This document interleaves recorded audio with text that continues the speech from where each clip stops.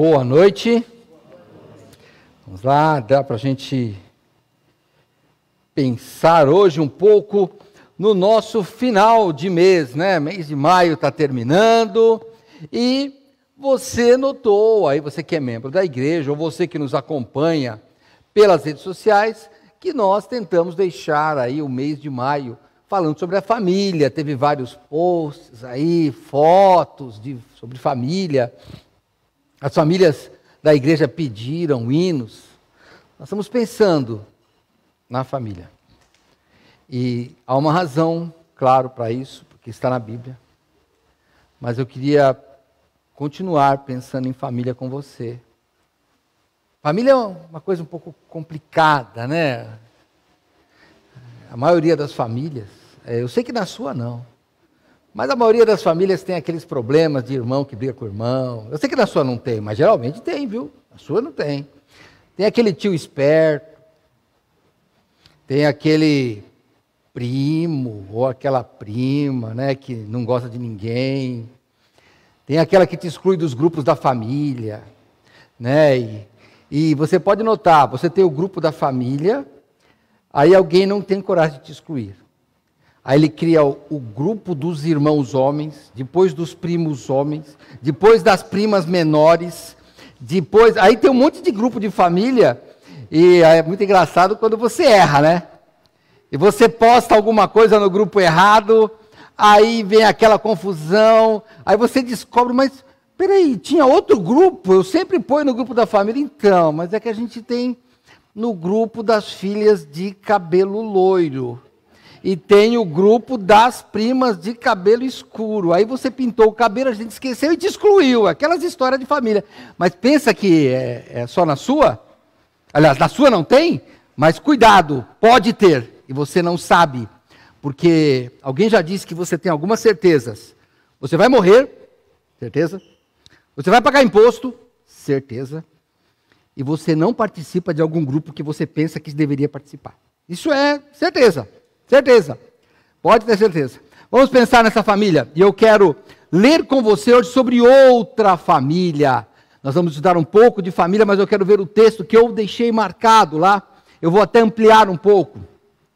Vamos abrir em Efésios capítulo 3.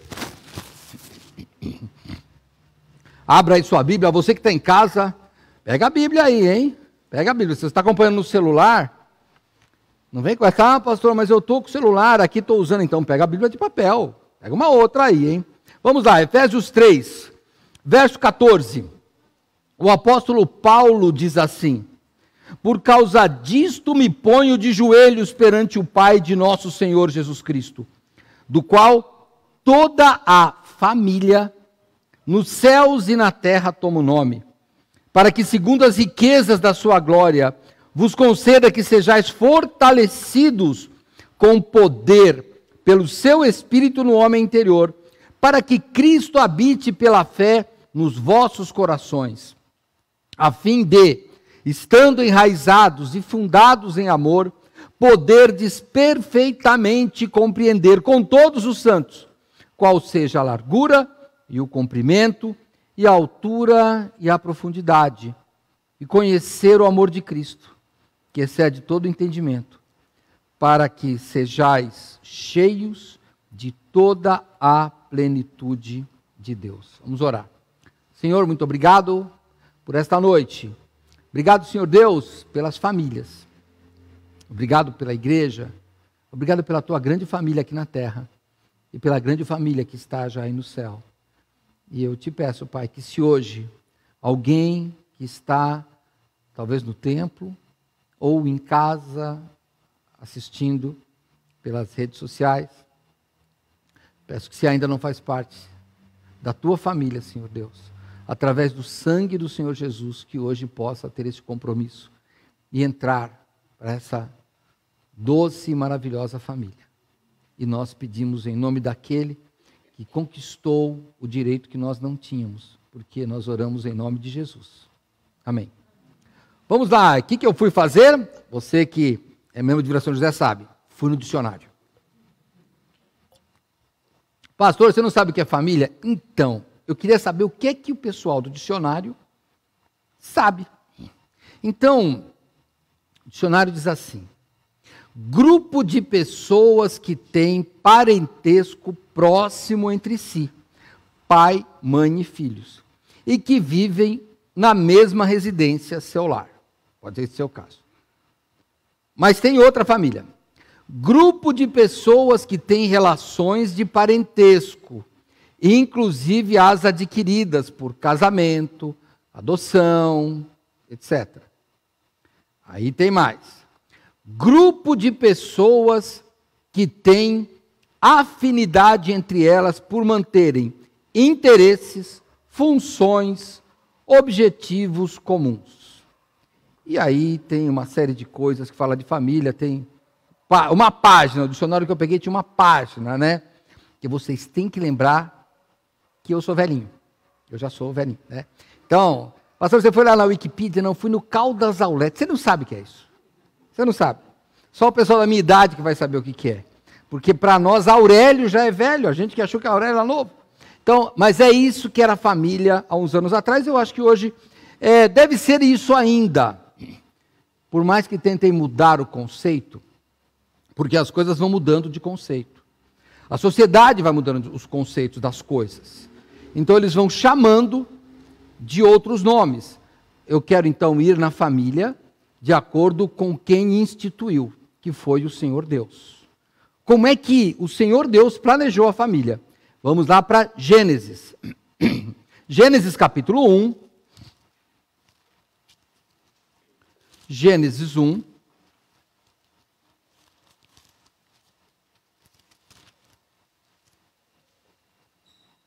Vai ser no verso 27, mas antes de eu ler, né, eu esqueci de uma família aqui que a gente não gosta, né?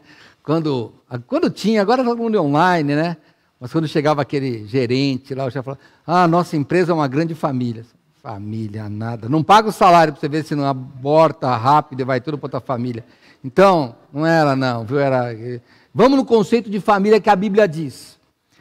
Gênesis 1, 27. E criou Deus o homem à sua imagem. A imagem de Deus o criou, homem e mulher os criou. E Deus os abençoou, e Deus lhes disse, frutificai e multiplicai-vos, e enchei a terra e sujeitai-a, e dominai sobre os peixes do mar, e sobre as aves do céu, e sobre todo o animal que se move sobre a terra. Esse era o plano do Senhor. Tivesse um homem e uma mulher, tivessem filhos, e a raça humana, iria progredir, iria cuidar do mundo, iria cuidar dos animais, iria cuidar das plantas, não iria destruir o mundo. Mas, de repente, houve uma catástrofe. Não foi um asteroide que caiu, não.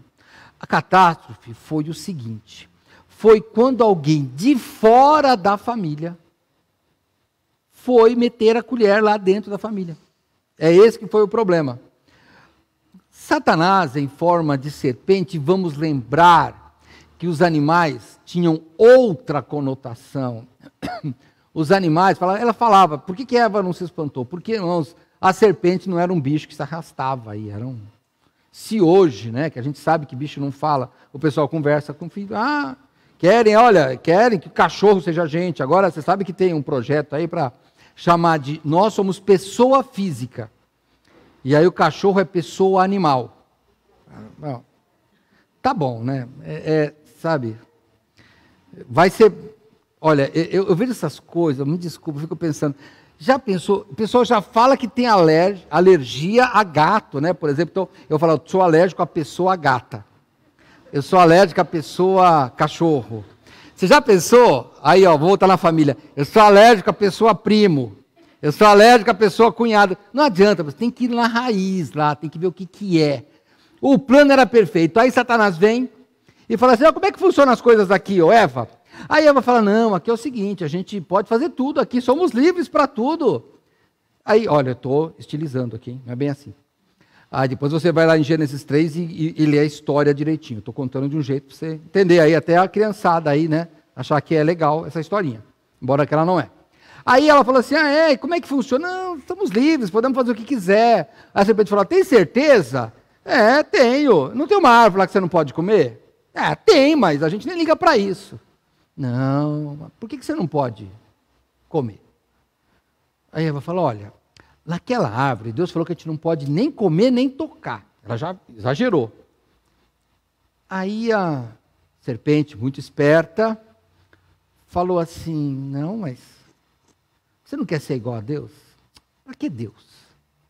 Para que você vai ficar obedecendo as coisas? Não, isso não é liberdade, não. Liberdade é fazer o que você quiser. Isso é liberdade. Tudo que é regra não é liberdade. Você já sabe o resto da história. Começa aí. Irmãos, a família, como o mundo, tem uma regra. Todo mundo tem que ter uma regra. Nós temos que educar nossos filhos a terem regra. Porque o mundo é feito por regras. E na pandemia, pior ainda. Você tem que tomar muito cuidado para os seus filhos não acharem que o mundo é isso. Que ele liga a tela, e que isso é a tela, é o mundo, e que eles acordam a hora que querem, comem a hora que querem, dormem a hora que querem, e fazem aquilo que quiserem. Não é assim. Existe uma regra. No mundo tem regra, tem as leis físicas. Todas as coisas têm uma certa regra, é assim. Leis que são irrevogáveis. Leis que, por mais que você mude, não funciona. Porque ela tem uma regra. Olha, eu vou pular lá do 20º andar, porque eu não acredito na lei da gravidade. Vai morrer. Então, na nossa sociedade também tem que ter regra. Adão e Eva não quiseram respeitar a regra. E o que aconteceu? Foram expulsos do jardim. E quando você quebra uma regra, qualquer que seja ela sempre vai ter uma consequência. Porque a regra nada mais é, irmãos, do que uma receita. Olha, a palavra receita, a palavra processo, elas têm... tem um processo no fórum. Por que chama processo? Já pensou? Porque é um conjunto de atos que vão ter um determinado fim, igual uma receita de bolo. Você vai pôr aqueles ingredientes, vai deixar no tempo certo no forno, e aquilo vai dar certo. Se você não colocar algum dos ingredientes, ou o bolo não vai sair, ou vai sair de um gosto que você não quer, ou, sei lá, não vai fazer nada. Não, olha, eu vou inventar um bolo novo, vou mexer a massa, vou mexer tudo, só que eu não vou pôr no forno. E vou chamar de bolo. Pode chamar. Aí você pega o seu filho e fala, come isso daí. Ele vai chamar de tudo, gororoba, menos bolo. Porque vai ser aquela massa disforme.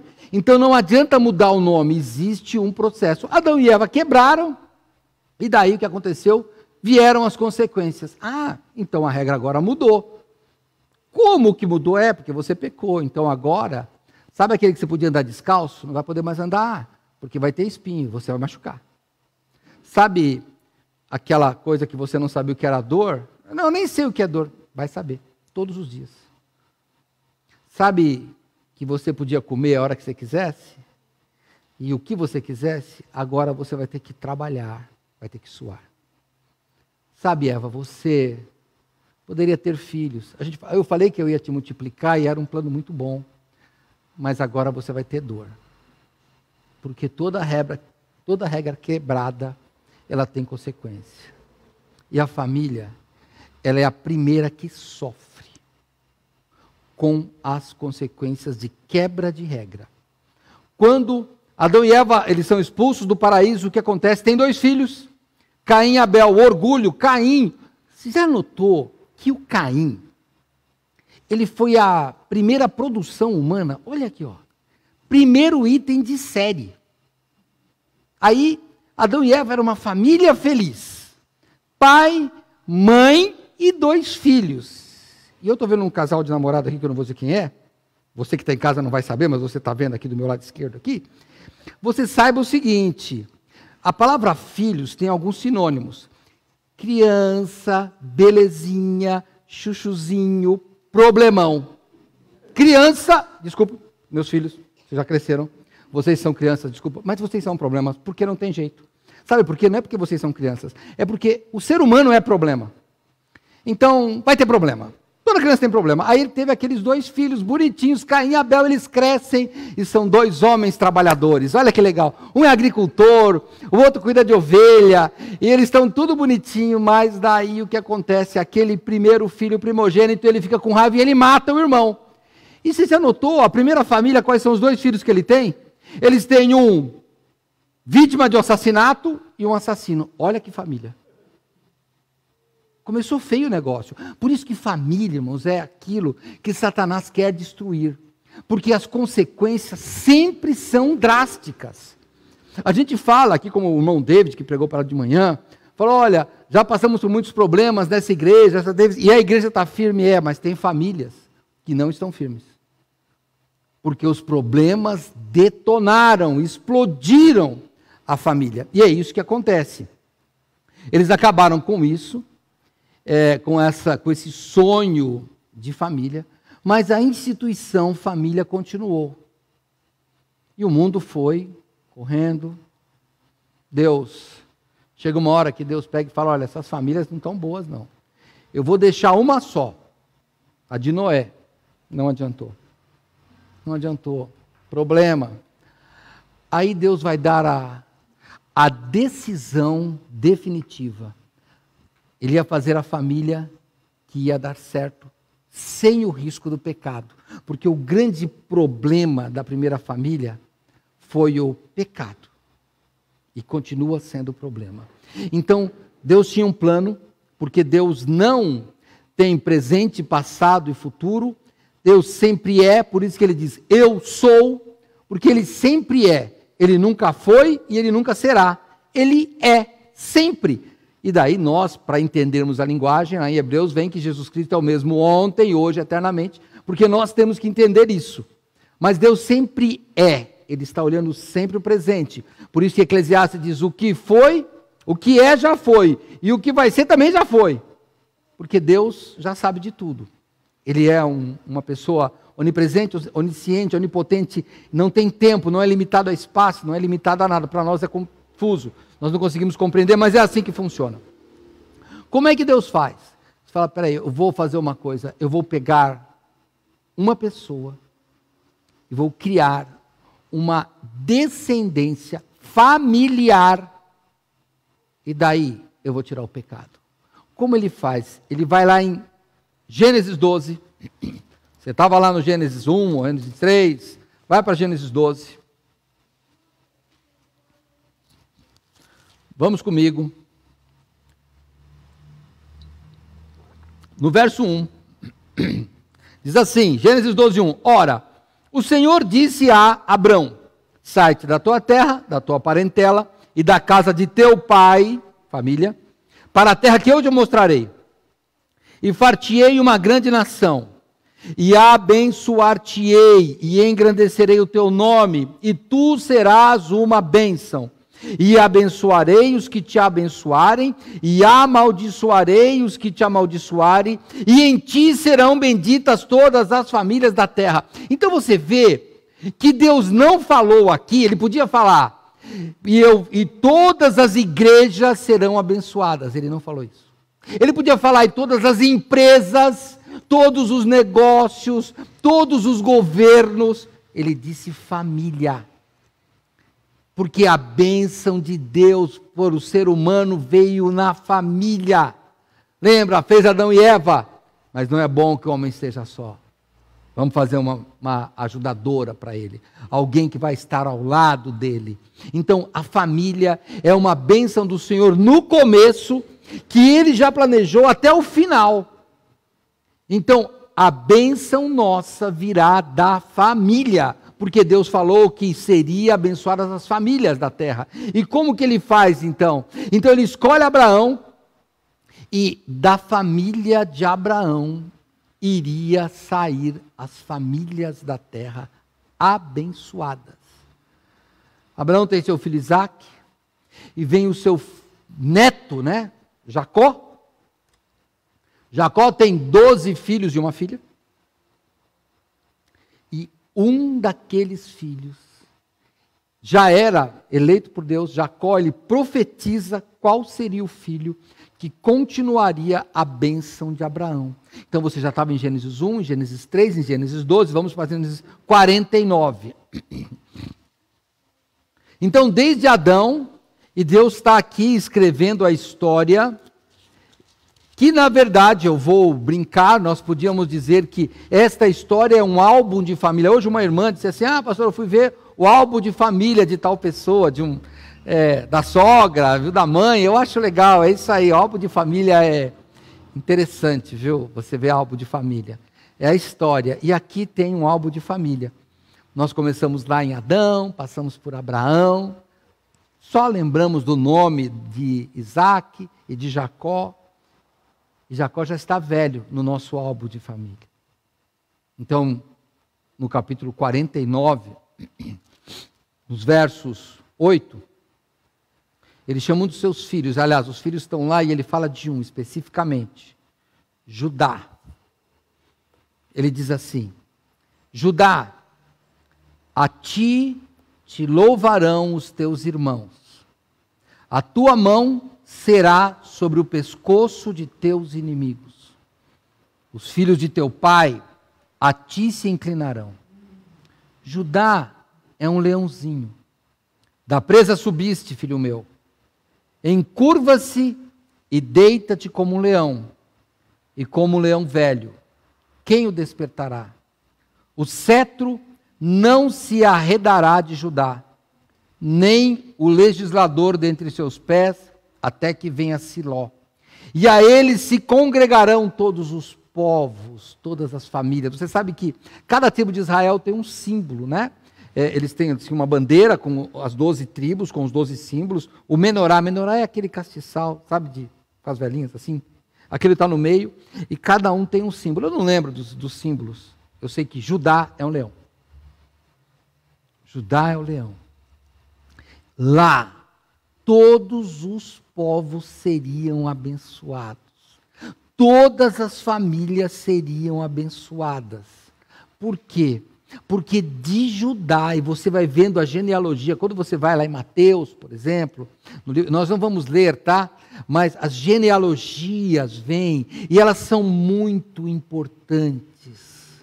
Porque o Messias tinha de vir da linhagem de Davi, que era da linhagem de Judá, que era da linhagem de Jacó, que era da linhagem de Isaac, que era da linhagem de Abraão, porque aquela promessa tinha que continuar a ser cumprida nas famílias.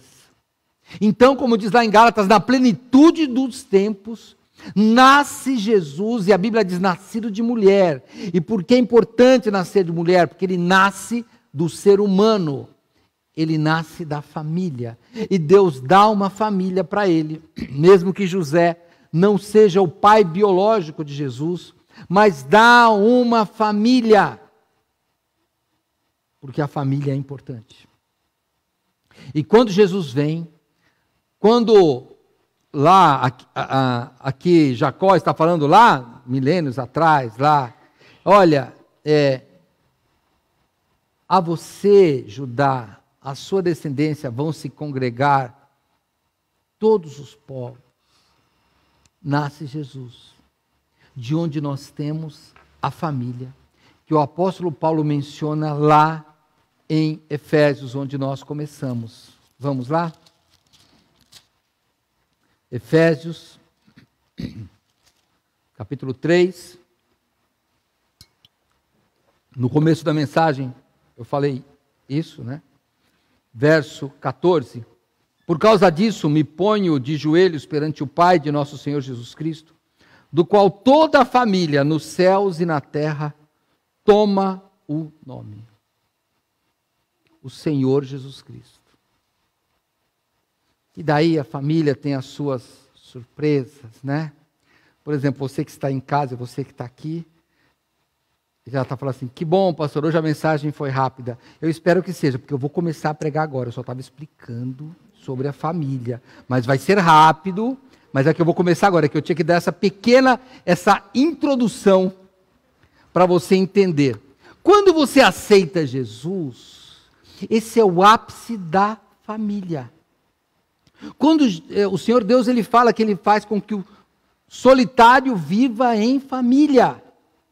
Você não está solitário na igreja. Todos, agora sim, aqui sim nós somos uma família. E quais são as características da família? Cada uma das nossas famílias tem algumas características. Ou cor, ou cabelo, Ou o jeito de falar, sabe que até o jeito de falar. Você já ligou para alguém pensando que era o pai, era o filho, ou pensando que era a mãe, era a filha? Porque o jeito de falar, o timbre de voz, a gente aprende isso também. Então nós vamos criando uma família, os costumes. Por que que no casamento é difícil? Porque, sei lá, vou brincar. Minha mãe sempre colocou feijão e o arroz por cima. Aí, de repente, você vai lá e fala, querido, ou querida, quero fazer um negócio para você. Põe o feijão, o arroz por baixo e o feijão por cima, ou vice-versa. Aí, que isso? Falou, pensa o casal, né? Como é que é? Vamos tomar café com leite? Vamos. Aí, um dos cônjuges pega aquele pão cheio de manteiga e mergulha naquele leite com café e sai aquele negócio pingando assim, ó. E põe na boca aquele café com leite e gordura escorrendo. Não é? E para você fala, que nojo, pessoal, mas eu sempre comi isso, qual o problema? Para mim não tem problema nenhum. Você já aconteceu alguma coisa parecida? Que você estranhou e falou, peraí, não, que negócio é esse? Tem gente que vai comer lá em casa, por exemplo, eu gosto de comer, o arroz por cima ou por baixo? Do lado, eu gosto de comer o arroz, o feijão, tudo do lado. Já a Mariana gosta de fazer aquele amassadinho, né? Aquela papinha de bebê, acho que ela devia comer papinha de bebê quando era criança, porque faz aquele negócio, aquela massa, eu não, eu gosto de comer separado. Como arroz, como feijão, até quando você me chamar para almoçar, quando acabar a pandemia, eu estou aceitando os convites desde já, a agenda está aberta, não se esqueça, gosto muito de comer na família de todo mundo, pode me chamar. Você sabe, né, tem umas famílias que já me convidaram aqui, que eu sei quando o feijão, aquele negócio de que o arroz está salgado, mas o feijão está sem sal, não adianta para mim, eu vou comer separado. Eu não vou reclamar, mas eu sei que o arroz ficou salgado e o feijão ficou sem sal, mas é por causa do costume. Mas aqui na família de Deus você não tem que se preocupar com isso. Aqui as regras são diferentes. Olhe, por exemplo, a primeira regra. Primeiro, nós vamos saber qual é o objetivo. Você tem objetivos. Você tem. Talvez o seu objetivo seja ter filhos. Talvez o seu objetivo seja que os seus filhos te dêem orgulho. Talvez o seu objetivo é não ter filhos e conhecer o mundo. Talvez o seu objetivo é ficar você e sua esposa o resto da vida desse jeito, tão bom demais. Não querem ter filhos, tem casal, eu respeito, porque cada um tem, sei lá, o seu jeito aí de pensar. Você se acerta com Deus, não estou aqui para pensar nisso. Estou para pensar em qual é o objetivo da família de Deus. O objetivo da família de Deus lembra que a gente não tenha pecado. Então, qual é o nosso objetivo? É ficarmos iguais a Cristo, porque é o único que não teve pecado. Olha bem, se você fala assim, sabe de uma coisa? Não, eu queria... Não, Cristo é muito para mim, não, eu quero ser igual a Abraão. Quer ser igual a Abraão? Aquele que foi com a escrava lá e teve filho com ela e depois os seus filhos brigaram? Não, você não quer ser igual a Abraão. Não, eu queria ser igual a Jacó, ter um monte de filhos. Queria. Um vende do outro lá, lembra? Vende outro para escravo. Você não queria ser igual, não.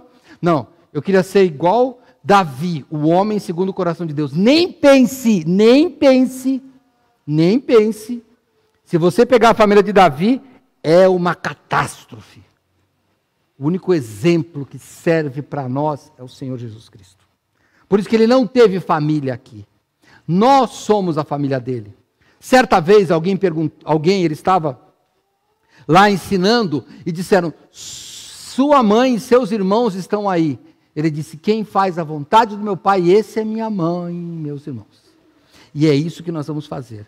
Quando você vai em Filipenses, você está em Efésios aí, vira um pouquinho a página, deve ser o próximo livro, capítulo 2, Filipenses 2,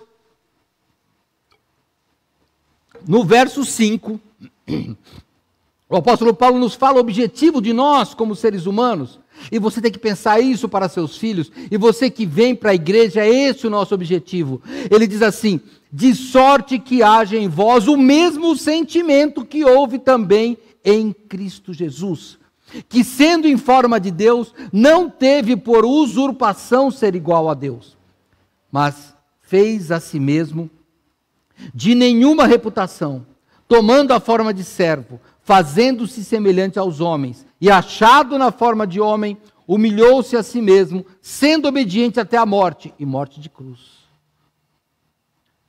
O Senhor Jesus, o nosso exemplo, o nosso modelo, ele disse: se alguém quer me seguir, tome a sua cruz. É assim que nós temos que fazer. Renunciar a nós mesmos e tomar a cruz. Porque nós queremos ficar parecidos com Cristo. Por isso que nós encaramos a Deus. E como é que a gente encaramos a Deus com tranquilidade? Como é que nós fazemos isso? Porque o Senhor Jesus já pagou os nossos pecados. E o Senhor Jesus, Ele nos disse que temos que ser obedientes. Porque Ele foi o exemplo aqui de obediência. Adão e Eva não quiseram obedecer. Então eles sofreram as consequências. Mas nesta família não cabe desobediência. Não cabe. Não cabe. Se você é um crente, não é nem membro da igreja, hein?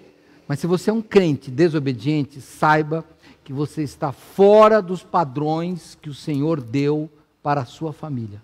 Porque se o nosso alvo é querer ser igual a Cristo Jesus, nós temos que ser obedientes. O que ele disse em João? Volte lá, vou andar um pouquinho com você. João capítulo 8, Evangelho segundo João, capítulo 8.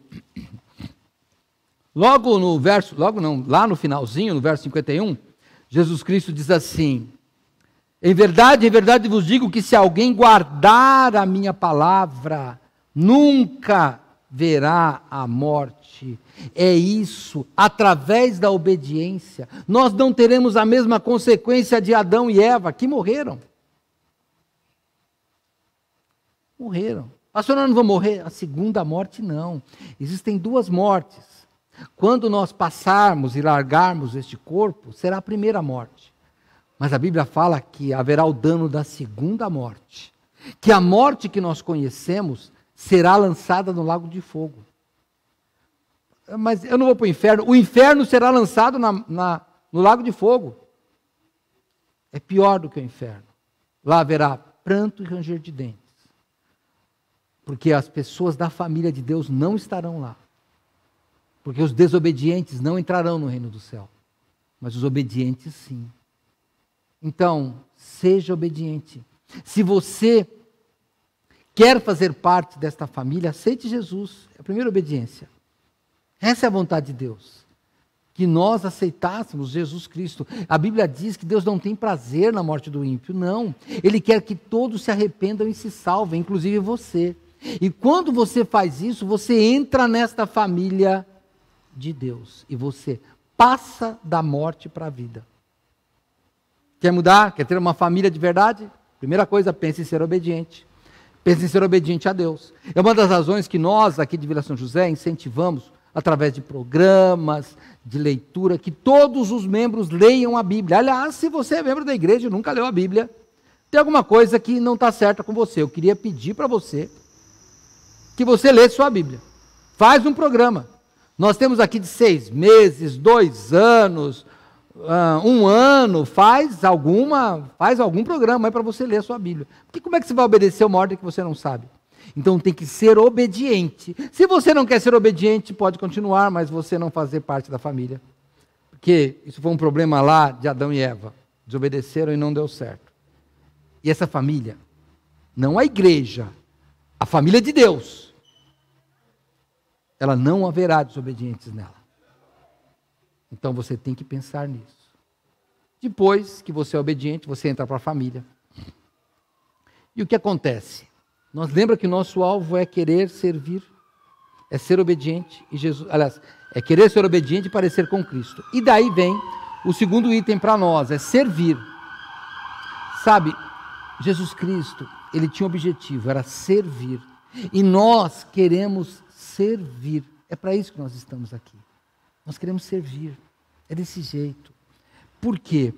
Porque o Senhor Jesus nos mandou fazer isso. Se você quer fazer parte da família, eu vou ser obediente, que bom. Então vai comigo em Mateus. Mateus, volta um pouquinho, você estava em João? Volta algumas páginas aí, Mateus capítulo 20. Mateus capítulo 20.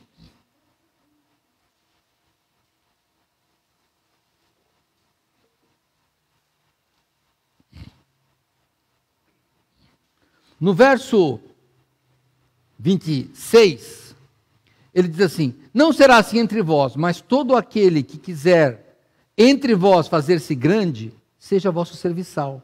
E qualquer que entre vós quiser ser o primeiro, seja vosso servo. Bem como o Filho do Homem, que é o Senhor Jesus, não veio para ser servido, mas para servir e dar sua vida em resgate de muitos. É isso que nós temos que fazer. Sabe, eu respeito você que está aí se guardando da pandemia. Eu respeito. Só quero te dizer o seguinte: sabe por que você está assistindo aí na sua casa? Porque há mais de um ano tem pessoas que estão aqui servindo. Sabe por que os moradores de rua aqui do nosso bairro estão comendo? Porque tem um grupo de pessoas que estão servindo. Sabe por que as congregações se mantêm, mesmo na pandemia, fazem reunião online? Sabe por quê? Porque tem alguém servindo. Sabe por quê que se você vier na igreja vai ver que o chão está limpo? Como que o chão está limpo se nós estávamos aí, o tempo estava fechado? Como é que ele está limpo? Porque tem alguém servindo. Característica da família de Deus, sabe aquele irmão folgado? Não deve existir. Não deve. O nosso exemplo, o Senhor Jesus Cristo, ele lava os pés dos discípulos e ele diz: vocês me chamam mestre e eu sou. E o que vocês estão vendo eu fazer, façam também. Então, se você é um membro da família de Deus e não está servindo, eu queria que você pensasse. Você está destoando da família que Deus planejou. É para servir, meu irmão, é para servir, minha irmã. Sabe, receber é bom, mas dar é melhor. Se você puder servir, e eu não estou dizendo para você fazer loucura, hein? Não precisa fazer loucura, de jeito nenhum. Só que quando você serve, o seu prazer, quando você tem isso, sabe qual é o seu prazer? É que você sabe que está fazendo o que Jesus faria. Ele está servindo. É assim que a gente faz, a gente quer servir. E servir não é algo difícil, irmãos. Não é. Não é.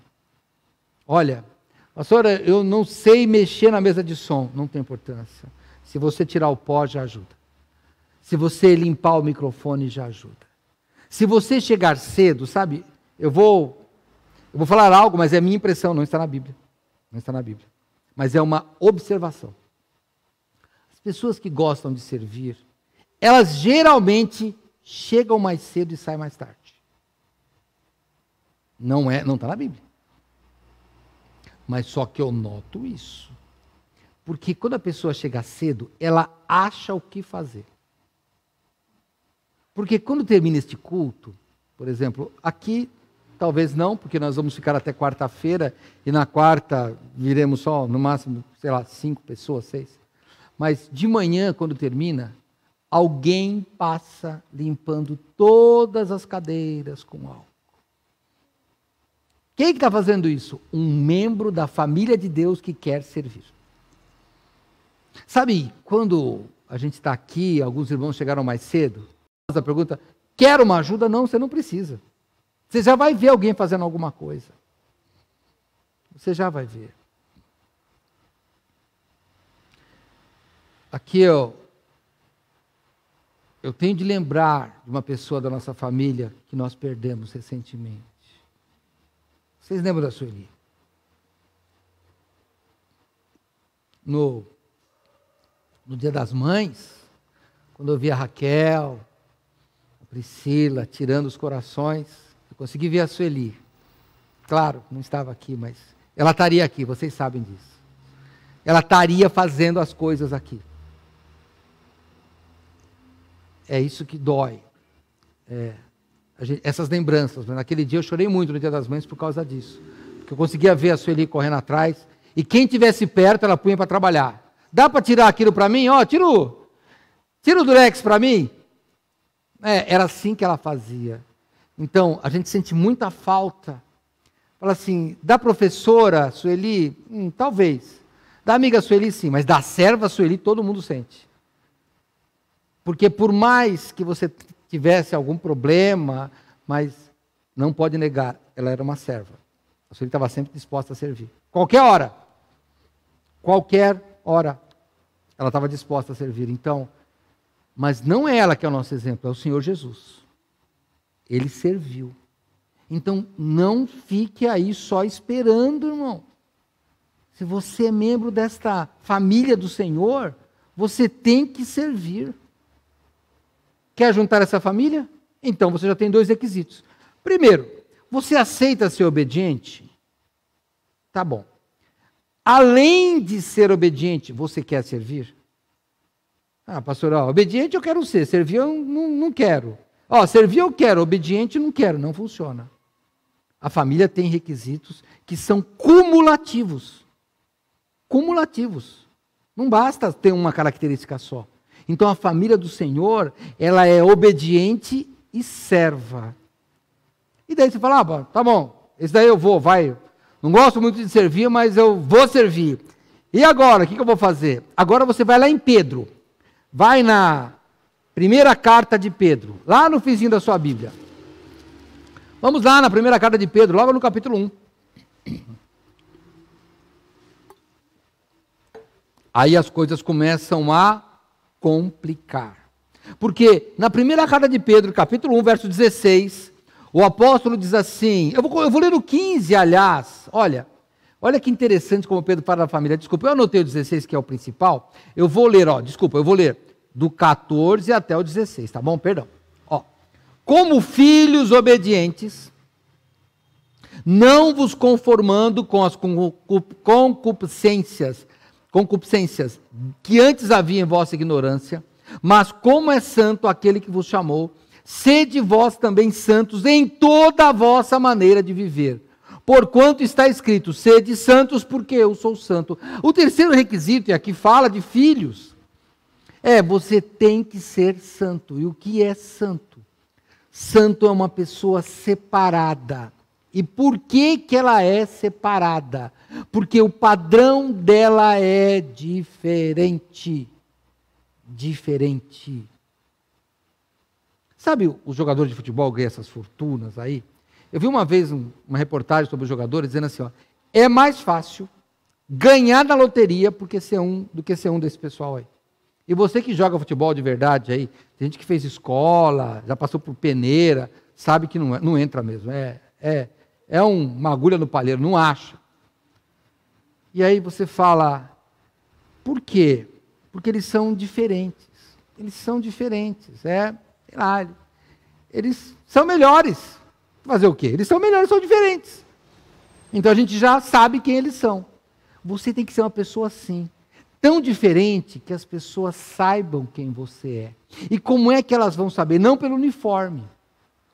Porque, voltando no exemplo do futebol, um bom jogador, ele pode estar em qualquer time, você reconhece que é ele. Porque ele é bom. Não é o time, ele é bom. E você, não importa a roupa que você vai estar vestido.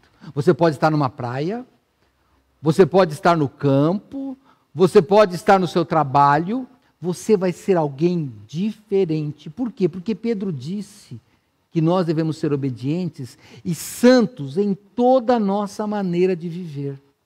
Mas, como eu disse, não é Pedro que é o nosso padrão. Nosso padrão é Cristo. Como é que Cristo agia? Ele ensinava, só que ele tinha algo diferente dos outros mestres. Vamos lá? Volta comigo lá em Marcos.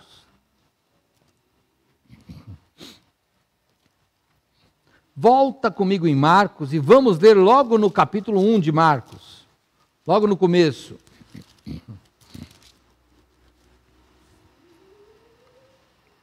Verso 21. Marcos 1, 21.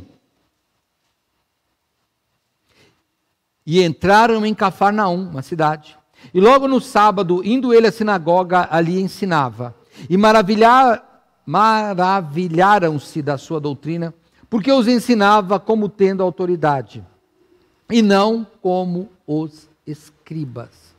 Qual a diferença? É que as atitudes de Jesus eram condizentes com o que ele pregava.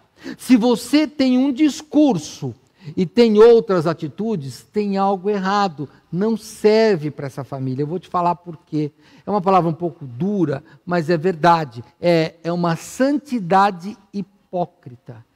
Você é muito bonito nas palavras, mas você não age desse jeito.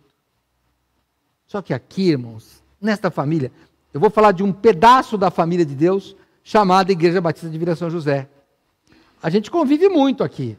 Mesmo na pandemia a gente está convivendo, sabia? Online, a gente faz chamadas, e daí não tem jeito, você sabe. E mais, você sabe o que eu estou fazendo e eu sei que você está fazendo, até porque, né, você que não conhece aqui São Paulo, Vila São José é um bairro que, na verdade, é uma pequena cidade. Eu acho que, olha, se não for impossível, é quase você andar aqui e ninguém te vê. Vai ter sempre alguém da igreja para te ver. Vai, não tem jeito, pessoal, aqui é demais. Olha, de vez em quando agora já acostumaram, mas no começo, quando eu pagava as contas de luz na lotérica, vinha vizinho aqui, falar, olha, eu acho que tal pessoa estava lá na casa lotérica fazendo um joguinho. Você aqui, Vila São José, quer se esconder do mundo, vem para Vila São José. Mas aqui tudo é público, tudo que você faz. Onde você entra, alguém sabe. Alguém sabe. Né? Você está lá, vai no mercado, quando termina, você dá o troco, a pessoa, bom dia, pastor. Você, opa. Ué, quem te falou? Mas as pessoas sabem, elas sabem. Então aqui não dá muito para a gente ser hipócrita. Alguns conseguem. Pastor, alguns conseguem, mas dura pouco. Dura pouco. Alguns que conseguem enganar aqui, fazer uma vida hipócrita, daqui a pouquinho explode. A gente já passou tantos anos aqui, vai explodindo, por quê? Porque explode. Tem que ser como o Senhor Jesus, onde as pessoas vão falar, ele age assim, e ele fala assim. E isso você nota, sabe quando, nessa pandemia? Quando as pessoas pedem para você orar. A pessoa não gosta de crente, não fala com crente, mas a hora que aperta, ela pede para o crente orar. Ela espera que você seja um santo nesse sentido, que você seja uma pessoa separada nesse sentido, que você tenha uma conduta tal que as suas orações, segundo eles, né, Deus ouve, porque ele diz que Deus ouve as orações dos justos. Então, quando eles pedem para você orar, eles estão te chamando de justo. E já pensou se você não é? Você é um impostor, um hipócrita. Não. Você tem que ser obediente, você tem que ser servo e você tem que ser santo. Se você está disposto a fazer isso e não sabe como fazer, eu vou te falar, aceita Jesus. Ele é que nos faz santo. Ele é que opera em nós o nosso desejo e a nossa realização. A gente sabe disso. Quem somos nós, irmãos? Nós somos pecadores. Nós somos pecadores, sujeitos a todas as tentações que qualquer ser humano passa nessa terra. Sabe, na verdade, a gente não pode ler o pensamento um do outro. Mas eu vou te falar uma coisa, hein? Você pensa, as suas tentações são iguais às minhas. Não, pastor, você não sabe. O que eu penso? Eu sei, porque eu também penso. Não adianta ficar vermelho aí, não. É o que você pensa, eu penso, porque eu sou ser humano. Então eu penso, qual é a diferença? É que nós crucificamos o nosso ser, e a gente tem vergonha, né? O pastor Neuvi falando, tem coisa que eu penso e não quero nem que a Marilda saiba, é claro, tem coisa que ninguém deve saber. Por quê? Porque o Senhor Deus conhece, é a nossa luta. E não importa, antes de você chegar e perguntar, marido, me conta o que você pensa, ele falou, não vai te contar, não vai porque a pessoa não conta nem para ela mesma, tem vergonha. Mas o Senhor Deus, Ele transforma os nossos corações. Por isso que você não pode olhar para mim, não pode querer ser igual a mim, ou querer ser igual a Davi, ou querer ser igual a Abraão, ou querer ser igual a Jacó, não, tem que querer ser igual a Cristo.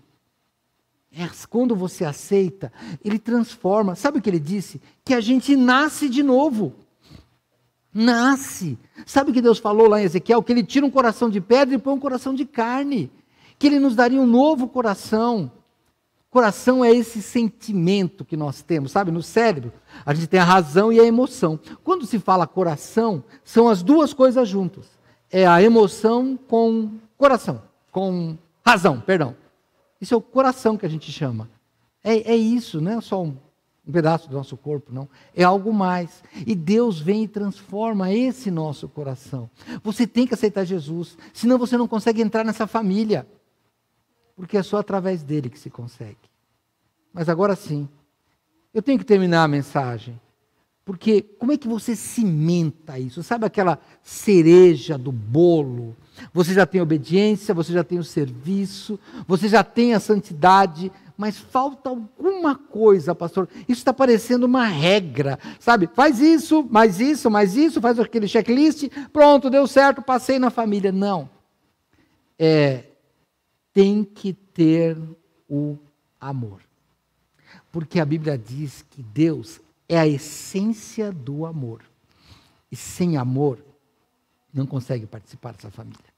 Porque se nós fizermos tudo isso por uma regra religiosa, sabe, nós vamos ser os ortodoxos. Eu leio 2,5 capítulos todo dia. Eu faço jejum 3 vezes por semana. Eu vou à igreja. O pastor falou para chegar cedo, o culto começa às 9. Desde as 5 horas da manhã eu estou na porta da igreja. Não adianta, não adianta. Não adianta. Eu sirvo, pastor, eu gosto de limpar o banheiro, limpar o chão, arrumo as câmeras, eu quero fazer tudo. Não adianta, porque isso são só as regras que você tem que ter o cimento. Sabe o que é cimento? É o amálgama, é aquilo que você vai colar a parede, que vai fazer com que a parede fique junta. É isso que nós temos que fazer. E isso é o amor. E o grande problema, sabe qual é o amor? Nós amamos sim, todo mundo tem essa capacidade de amar. O problema é que nós amamos segundo o Código do Consumidor, tem um prazo de validade. Não te amo mais. Como não ama mais? Não, mas porque é o seguinte, sabe o que o poeta falou? O poeta falou que o amor seja eterno enquanto dure. Fala, rapaz, se não é... Livro de poesia não leva para o céu. Lembra, você não vai seguir aí o poeta. Você vai seguir a Cristo. E como é que Cristo amou? Vamos lá. João capítulo 13. Vamos comigo lá. João, Evangelho de João, capítulo 13. Se você não ouviu,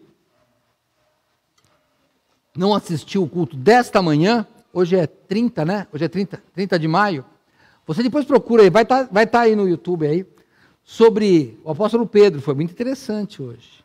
Depois que tudo que Pedro nega, Pedro se confessa pecador, no começo do ministério, no fim do ministério, ele já era um pecador convicto.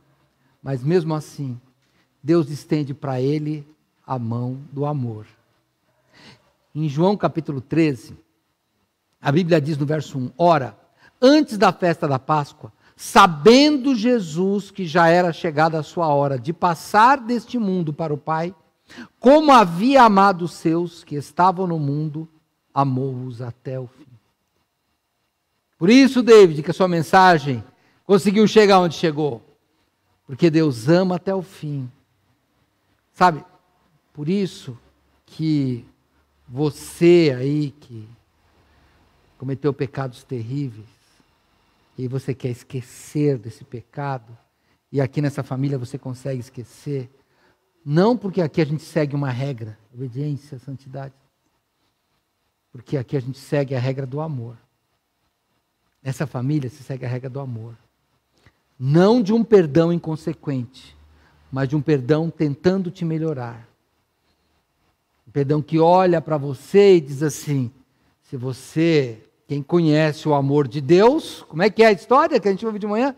Quem conhece o amor de Deus não pode ficar longe dele. Se você conhece o amor de Deus, sua vida vai ser transformada. Adão e Eva, eles abandonaram o amor de Deus. Eles quiseram fazer só uma regra. Não pode comer, não pode tocar. Em Deus a gente tinha falado isso. Era o amor. E o amor de Cristo é um amor diferente. Não é esse amor que a gente tem. Sabe? Não é esse amor de troca. Eu te amo porque eu sei que você me ama. Não. É um amor que eu te amo mesmo sabendo que você me odeia. Eu sirvo mesmo sabendo que você é um folgado, uma folgada, que você nunca vai fazer nada para mim. eu obedeço, mesmo sabendo que você é desobediente, porque tem o amor de Deus. É assim. E sabe como é que nós temos que agir aqui? Eu queria pensar com você, porque nós somos seres humanos, nós somos cruéis. Ser humano é cruel. E você que tem criança pequena, já descobriu isso. Ela é cruel. Por mais doce que seja a criança, na hora do aperto ela vai decidir por ela mesma. Ela é egoísta e é cruel. Perdoa a criançada, mas é porque nós somos seres humanos. E nós somos assim mesmo. Na hora do aperto, é do meu lado que a sardinha vem. A brasa lá que queime o outro. Eu quero a sardinha. É desse jeito que a gente faz. Só que a Bíblia diz que para fazer parte desta família de Deus, não é assim. Vamos lá, indo já para o finalzinho, Romanos 13. Vou ficar em Romanos agora, tá? Romanos 13, no verso 10, diz assim: o amor não faz mal ao próximo, de sorte que o cumprimento da lei é o amor. Quer fazer parte da família de Deus? Obedecer a Deus, ter certeza de que nunca vai ver a morte, ser uma pessoa que tem prazer em servir, sabe, quer ter o amor de Deus? Você não quer seguir para fazer parte da família? Não tem que servir, ou melhor, não tem que seguir o exemplo de Cristo. Aí nós temos que voltar no versículo que o irmão Gilson falou aqui. Porque Deus ordenou ao mundo, não. Porque Deus determinou ao mundo, não. Porque Deus amou o mundo. De tal maneira que exigiu, não. De tal maneira que deu o mandamento, não. Você lembra do versículo? Porque Deus amou o mundo de tal maneira que que entregou o seu Filho, Jesus, para que todo aquele que nele crê não pereça, mas tenha a vida eterna. O amor de Cristo é que nos constrange. Se você está longe do amor de Cristo, eu peço para você volte, ou venha se você nunca veio. Mas se você saiu, volte. O amor de Cristo é que nos faz ficar aqui. O amor de Cristo é que nos faz suportar as agressões deste mundo. O amor de Cristo é que nos dá coragem para sair e servir. O amor de Cristo que nos faz abrir mão de riquezas desobedientes para ser pessoas mais pobres, contanto que seja obediente. O amor de Cristo que nos faz vencer as tentações para nós tentarmos viver uma vida condizente com o que a Bíblia diz. É só o amor de Cristo. E se você vier para essa família, você da capelania vai saber muito bem do que eu digo. Quando você vai entregar as coisas aí pelo pessoal do bairro, sem teto, tem muita gente que a família abandonou. A família abandonou. Tem muitos que largaram a família, mas tem muitos que a família abandonou. Não aguentou mais. Pôs para fora. Quando você vai em asilos, quando você vai em casa de idosos, a gente já foi várias vezes, né? Vocês se lembram, tem muitas pessoas lá que não recebem visita há anos. Algumas que nunca receberam, porque a família abandonou. Mas quando você vem para essa família, não. Está em Romanos? Falei que você ia ficar aqui, vamos terminar. Romanos 8. Verso 39, o último versículo. Nem a altura, nem a profundidade, nem alguma outra criatura nos poderá separar do amor de Deus que está em Cristo Jesus, nosso Senhor. Quando você vem para essa família, nunca mais você sai dela. Quando você desvia, e talvez seja alguém aí ouvindo, hein? Ah, pastor, eu abandonei essa família. Jesus previu isso. Que é Deus? Ele te chamou de filho pródigo. E o pai de família que representa Deus estava com um anel, estava com sandália, estava com roupa, estava até com bezerro cevado para a festa, para o churrasco de recepção do filho. E sabe o que ele diz? Você está morto, mas quando você volta, você está vivo. Não fique morto, participe dessa família. É a família mais viva, aliás, a única família viva que nunca vai se separar, nem aqui, nem no mundo vindouro, porque é Cristo que nos garante. Pense nisso, meu irmão. Valorize a família de Deus. Seja obediente, servo, santo e principalmente amoroso. Não deseje o mal do seu próximo. Trabalhe para ele. Vamos orar. Senhor Deus, muito obrigado. Nós te agradecemos ao Pai por esta noite. Pedimos, Pai, que nós possamos ser filhos obedientes. Pedimos, Pai, que possamos ser filhos servos. Pedimos, Pai, que nós possamos ser filhos santos. Pedimos, Pai, que possamos ser filhos amorosos. Pedimos, Pai, que possamos ser filhos como o Teu Filho Jesus, em nome de quem nós oramos. Amém.